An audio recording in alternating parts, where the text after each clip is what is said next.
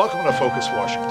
I'm Chuck Conconi. Joining me today is Dr. Alexander Mirchev, founder and CEO of the Kroll Corporation. Alexander, thanks for coming to our show. It's my pleasure. Now, you've been seeing this economy problem we're having throughout the world. There's an economic crisis going on, and you're accustomed to, with your corporation, problems in dealing with emerging nations. What will this do with the nations you work with? I think that first of all, it's going to do a lot of things with the world. And it's probably the major and most important things that is happening and has happened in the course of the last 10 to 20 years.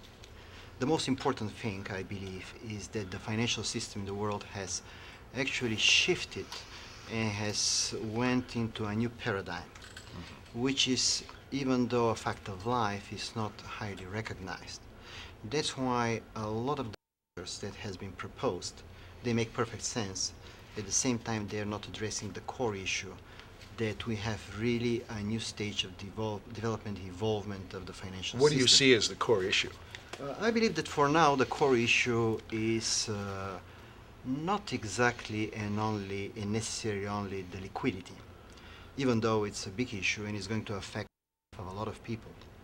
At the same time, the real issue, from my perspective, that is underlying for all the problems that we're facing now is rather the solvency, the quality of the assets.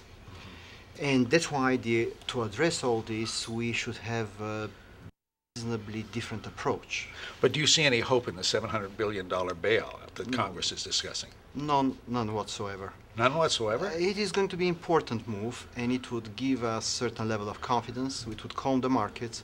But at the end of the day, this is really going to be, if you have a slightly off cucumber, to try to put it in a deep freezer with the hope that after 3 months, when you get it out and unfroze it, you could cut it for a salad. But nothing like this is going to happen. It's still going to be off cucumber that is uneatable. These are really bad assets. They're toxic, and they are not going to be cleansed by the market, but rather some other procedure that could make sense and quite reasonable now. But it's doubt for 3 months what is going to be. I was going to say, but if this doesn't work, what will work? I believe that first and foremost, we should address the issue of the quality of the assets. Second, to give a chance to the market to have its final say. Further, and most importantly, to really trust the markets to decide rather than putting us or anybody else in charge of deciding what is the real value of these assets. In addition to this, probably it makes sense to see what are going to be the long-term implications of any measure that we are undertaking now.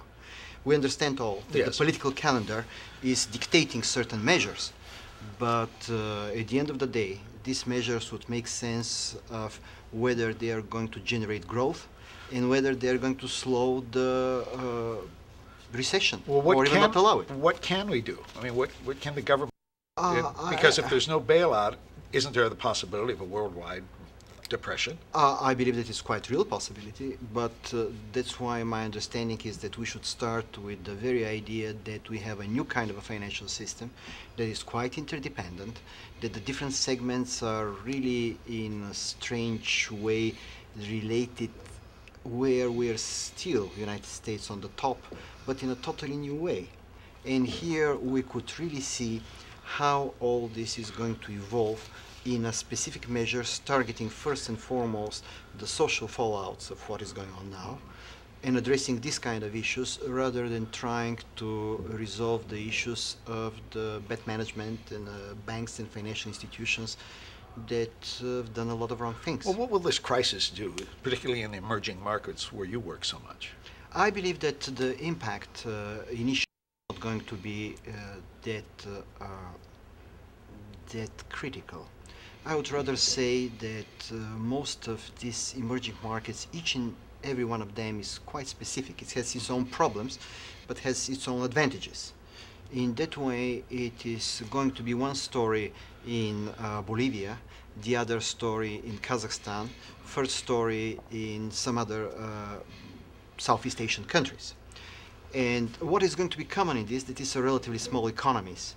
And the way that the procedures and the approach here in the States is going to be perceived from their perspective is going either to encourage them or discourage them to go further on the path of the market reforms. Well, if you were advising investors, would you tell them the emerging markets you would say would Oh, be well, good for definitely. investment? I would definitely think that they are a pretty good bet at the moment. Further, they're much easily manageable economies. They are going to go, at least most of them have a pretty good chance to go for all this with flying colors. They're taking appropriate measures as far as I'm concerned, most of the so-called emerging market countries, and they are going to be pretty well positioned at the end. Good. Thank you very much. You know, we're running out of time, but thanks for coming to the show. I hope you'll come on again. Of course, thank you. This is Focus Washington, and I'm Chuck Pincone.